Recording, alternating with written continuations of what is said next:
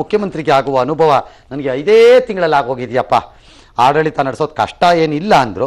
ನನ್ನ ಪತ್ನಿಗೆ ಸಮಯನೇ ಕೊಡೋಕ್ಕಾಗ್ತಾ ಇಲ್ಲ ಅಂತ ಕಷ್ಟ ಹೇಳ್ಕೊಂಡ್ರು. ಆಮೇಲೆ ಮೇಡಮ್ ಹೇಳಿದ್ರು, ಶಿಲ್ಪಾ ಶೆಟ್ಟರ್ ಅವರು, ಮಾಧ್ಯಮಗಳ ಮುಂದೆ ಬರಬೇಡ ಅಂತ ನನಗೆ ಯಜಮಾನರು ಹೇಳಿದ್ದಾರೆ ಅಂತ ಅಂದರು.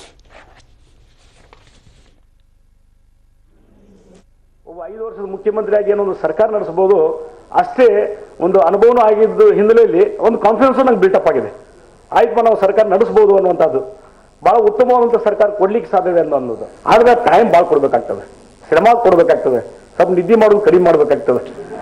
ಅವಾಗ ಯಾಕಂದ್ರೆ ನಮ್ಮ ಮನೆಯವ್ರಿಗೆ ಗೊತ್ತದ. ಒಂದು ಉದಾಹರಣೆ, ನಾ ಪತ್ರಿಕೆ ಉದ್ಯಮಕ್ಕೆ ಬರಲು ಇಚ್ಛೆ ಮಾಡುದಿಲ್ಲ. ಯಾಕಂದ್ರೆ ನಮ್ಮನೆಯವರು ಒಂದು ಕಟ್ಟುಪಾಡು ನನಗೆ. ಯಾಕಂದ್ರೆ ನೀವು ಮಾಧ್ಯಮದಲ್ಲಿ ಏನಾದರೂ ನೀನು ಒಂದು ಹೇಳ್ಬಿಟ್ರೆ ನಾನು ರಿಸೈನ್ ಮಾಡ್ಬೇಕಾಗ್ತತಿ, ನೀನು ಬರಬೇಡ ಅಂತ ಹೇಳ್ತಾರೆ. ಎಸ್, ಎಲ್ಲ ಹೆಂಡತಿಯರು ಹೇಳೋ ತರ ಅಂತನಾ ಇರುತ್ತೆ. ಒಂದು ರಿಲ್ಯಾಕ್ಸ್ ಮೂಡಲ್ ಇದ್ರು ಇಬ್ರು ಅನ್ಸುತ್ತೆ. ಇರ್ಬೋದು. ಎಸ್, ಅವ್ರು ಮಾಧ್ಯಮದ ಮುಂದೆ ಬರಬೇಡ ಅಂತ ಹೇಳಿದಾರಂತೆ.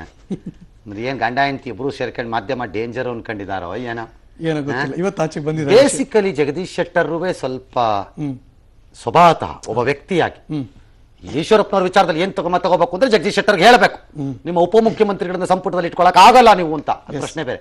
ಒಬ್ಬ ವೈಯಕ್ತಿಕವಾಗಿ ಹೇಳೋದಾದ್ರೆ ಸ್ವಲ್ಪ ಹಿಂಜರಿಕೆಯ ವ್ಯಕ್ತಿ, ಒಂಥರ ನಾಚಿಕೆ ಪಟ್ಕೊಂಡು ಹಿಂದಿಂದಕ್ಕೆ ಹೋಗೋ ಟೈಪ್, ಡೇರ್ ಡೆವಿಲ್ ತರ ಅಲ್ಲ, ಒಂಥರ ಅಗ್ರೆಸಿವ್ಲಿ ಫ್ರಂಟ್ ಮ್ಯಾನ್ ಅಲ್ಲ.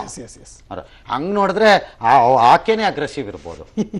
ಹಾಗೆ ನೋಡಿದ್ರೆ ಸುದ್ದಿ ಬಹುಶಃ ತುಂಬಾ